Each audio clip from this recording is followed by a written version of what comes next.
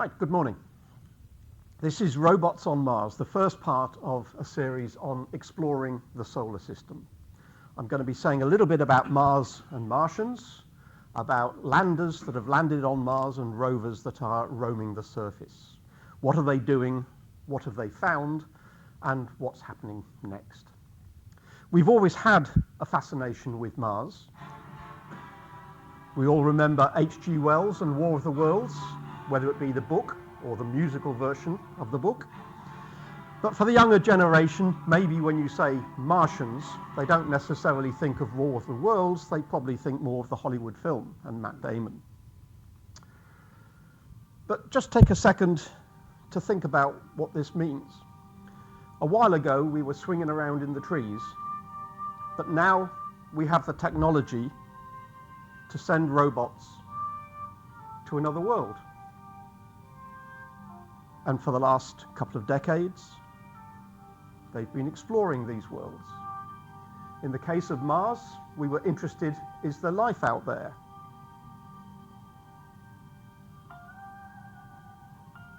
It seems not on the surface, but they have found that the ice caps are made of water, and there's evidence from the sculpture of the landscape that water has flowed on Mars. So maybe, even though there doesn't appear to be life on the surface now, maybe there was. Maybe there is life, but it's below the surface. We still need to answer these questions. But the rovers and the landers of the last few decades are trying to answer that question by looking at the geology, looking at the climate, studying the rocks, looking for signs of life.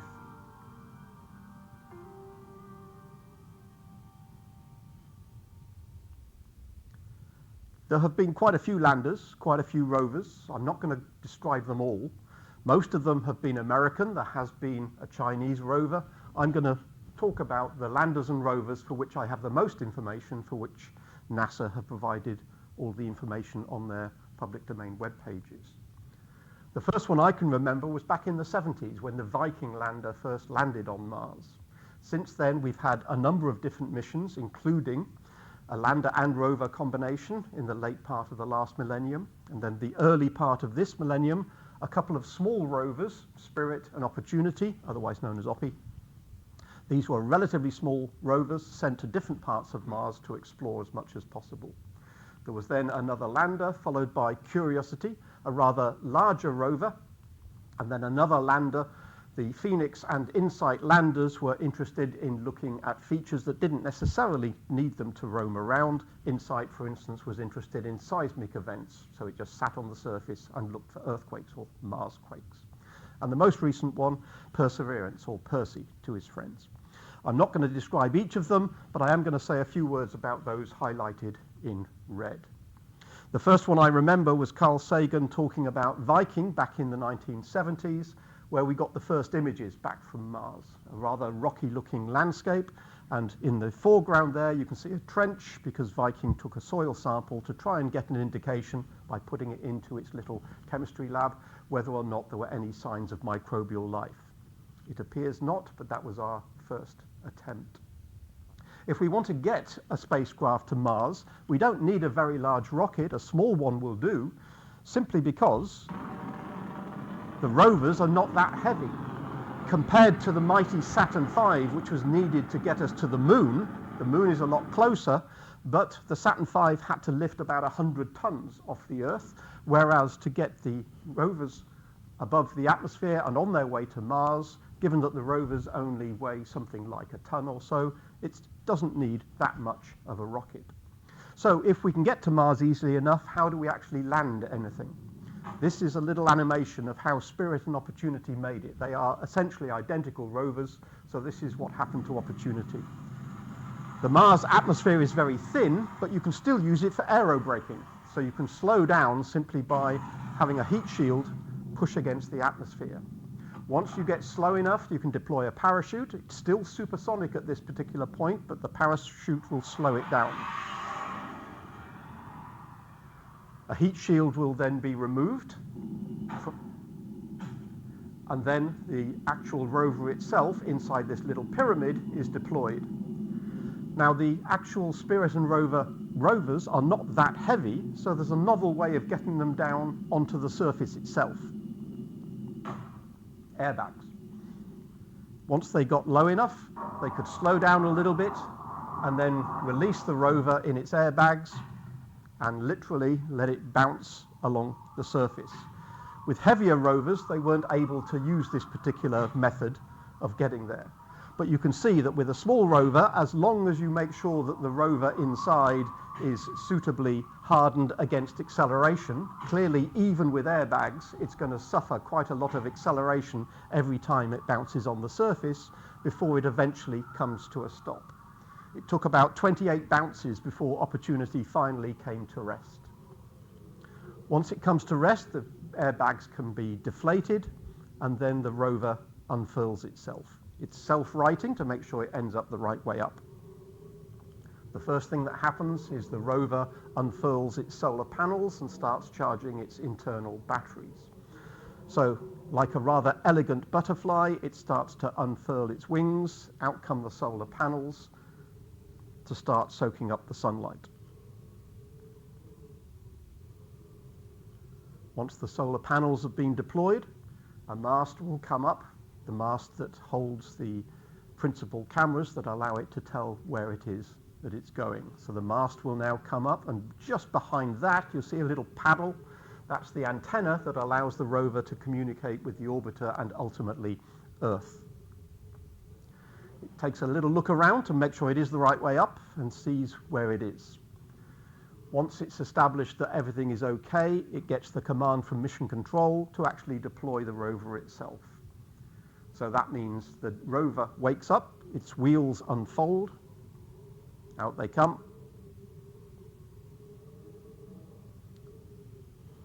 It'll have another look around to see where it is that it's going to be heading once it comes off the ramp. Essentially, it's driven from Mission Control. Later rovers are autonomous in the sense they got artificial intelligence that will allow them to figure out where they want to go. But the early rovers were essentially driven by Mission Control drivers. The original plan for Spirit and Opportunity was a 3-month mission on the surface. In other words, they were designed to last at least 3 months. Actually, Spirit lasted 4 years, and Opportunity lasted not 3 months, but 18 years. They have solar power, and ultimately the lifetime of these rovers was dictated by the solar power, because if we do a selfie from a camera on top of that mast looking down onto the solar panels, they started off looking reasonably clean. But Mars is a very dusty environment. It's only a thin atmosphere, but there's an awful lot of dust in the atmosphere. And before too long, the solar panels were covered in dust. And yes, that is a genuine picture. You can hardly see the solar panels anymore. If I just flick back and forth, you see that's when basically after it arrived, and that's after a lot of dust has collected. Every once in a while, a dust devil might clear the solar panels, which is why they lasted, perhaps in the case of Opportunity, for 18 years. But it is a problem, because if dust gets onto the solar panels, it hasn't got the power to survive. Mars is like Earth. It has a similar tilt and a similar rotation period, which means it has a similar day-night cycle and a similar set of seasons, summer and winter. And the rovers have to keep warm during the night. During the day, the temperature might be reasonable, i.e. above freezing. But during the night, especially during the winter night, it can plummet to -100. And if the rovers freeze, basically they die. So they have to be kept warm to survive. So they need that solar power. And unfortunately, the last transmission we ever got from Opportunity, 14 years after it landed, in the summer, or at least our summer, in June of 2018, there was a dust storm kicked up on Mars. And because there was a dust storm, basically it didn't pick up enough sunlight during the day to keep its batteries charged, and therefore it couldn't stay warm during the night. And so in the winter in 2018, the final transmission from Opportunity was battery low, getting dark. And that was the last we heard of Opportunity. So it lasted 18 years, which was amazing, but that is a limitation of any device that it works by solar power. If you lose the sun, you lose the power. So for later rovers, NASA decided to go with a different angle. Instead of solar panels, let's go with a radioisotope generator, which doesn't rely on solar power. So Curiosity and Perseverance, I'm going to talk about Perseverance. They're very similar. A similar way of coming in, aerobraking followed by parachute, but a different way of landing at the end of it. So let's have a look at how that works. Coming in, initially very similar. Aerobraking, there's Perseverance inside its cocoon. Aerobraking to try and slow down. There was a certain amount of control at this point. They could fire little jets to control where they actually land. Again, a supersonic parachute to slow it down. If we take the view from inside the cocoon, the heat shield comes off and then it's dropped. A so-called sky crane is dropped and jets slow it down, but they don't want to touch the surface with those jets because it would kick up so much dust, Perseverance would get choked by the dust cloud. So what they do is navigate and fly to where they want to land. Again, there's control as where they decide to go down. Once they are at a suitable height, something like 10 meters above the surface where the jets are not kicking up too much dust, they winch Perseverance down onto the surface.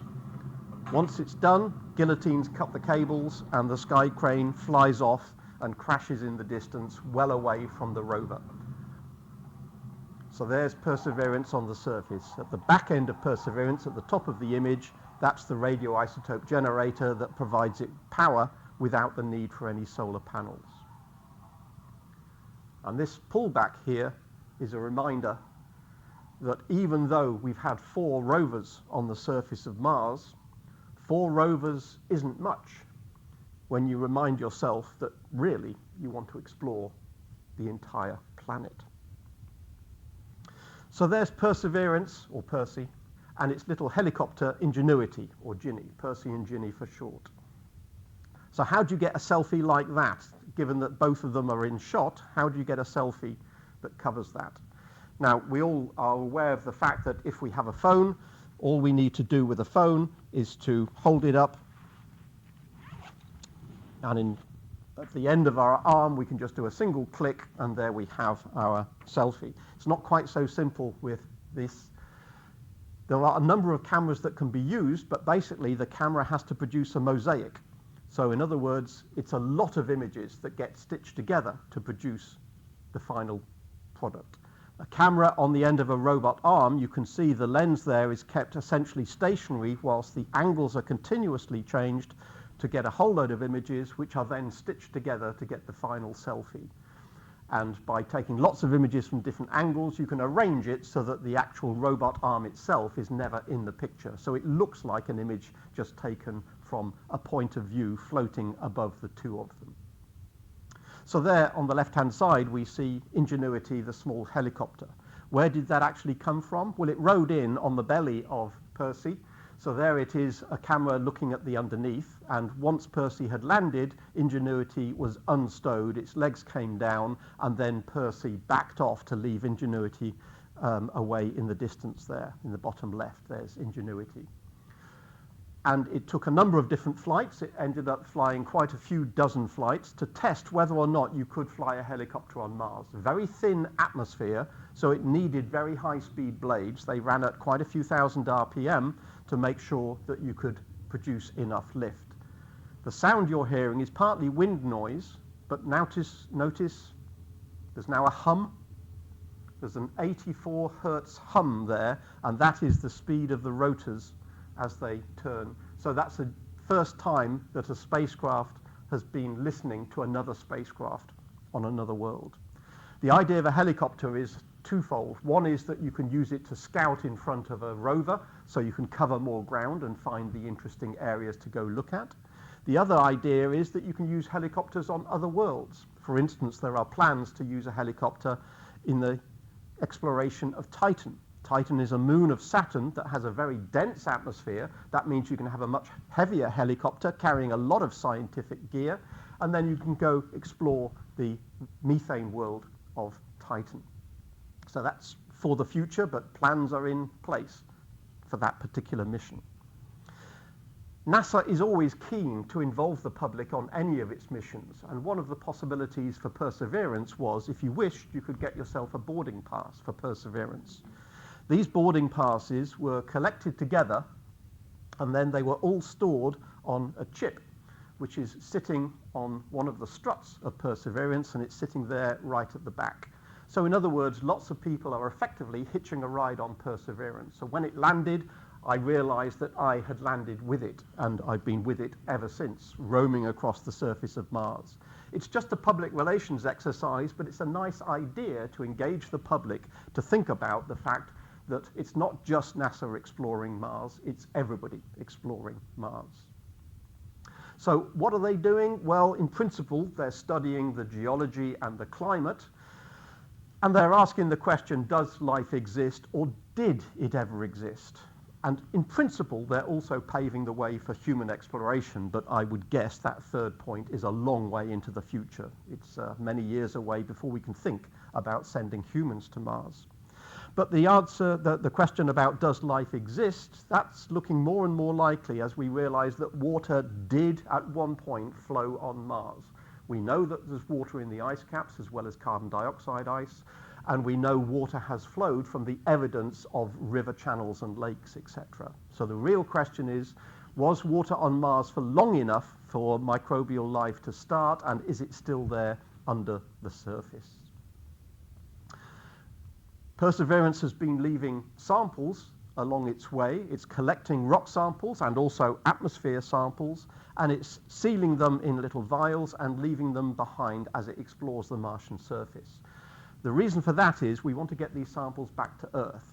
Both Curiosity and Perseverance have very sophisticated instrumentation, but we would like to get them back to Earth. But how are we going to do that?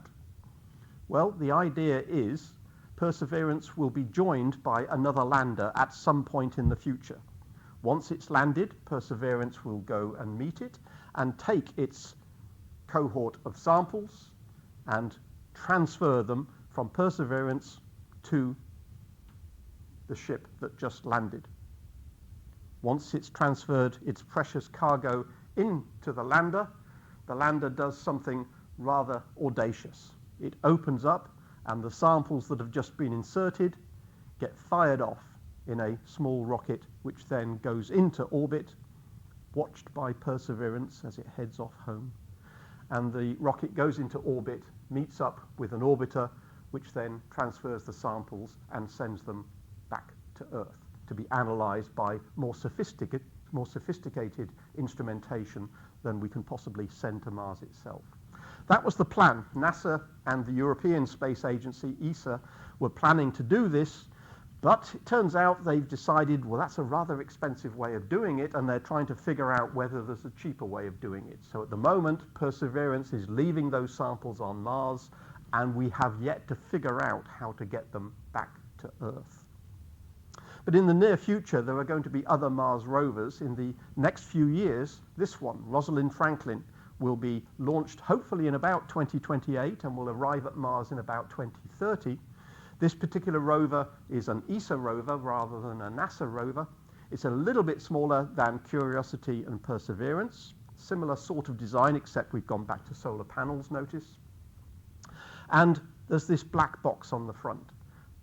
What makes this rover different from all the others is that this black box is basically a drill. So it'll be possible to drill down quite a few meters to see, even though we are pretty sure there's no life on the surface of Mars, is there life underneath the surface of Mars? So maybe we'll know once this thing is operational. It's currently being built. It's being built in Europe, and there is a significant UK involvement. Airbus UK are putting it together. I'm not sure if anybody has told them that the back wheel is missing and has been replaced with a shopping bag, but maybe they already know that. So they are putting it together with the intention of getting it ready for launch in the hopefully not too distant future. So it's nice to know that although the Americans and the Chinese are the only people so far, the only nations so far that have explored Mars, it won't be too long before the UK has an involvement, and the UK will be involved in future explorations of Mars. If you want to know more, those web pages there give you loads of information about landers and rovers and other missions that these space agencies are involved in. Thank you for listening.